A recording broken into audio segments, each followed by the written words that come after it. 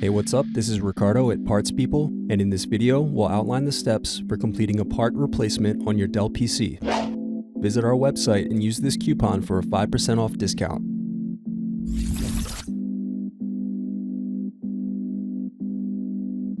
First, slide over tabs and remove battery.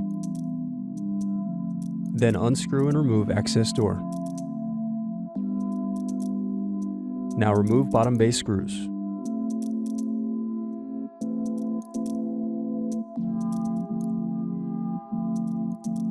Now press in tabs to separate and turn over keyboard. Then disconnect and remove keyboard. Now unscrew palmrest. Then disconnect cables and remove palmrest.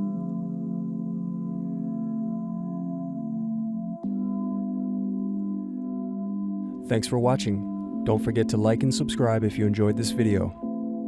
And if you need more, check out this playlist to watch other tutorials for your laptop.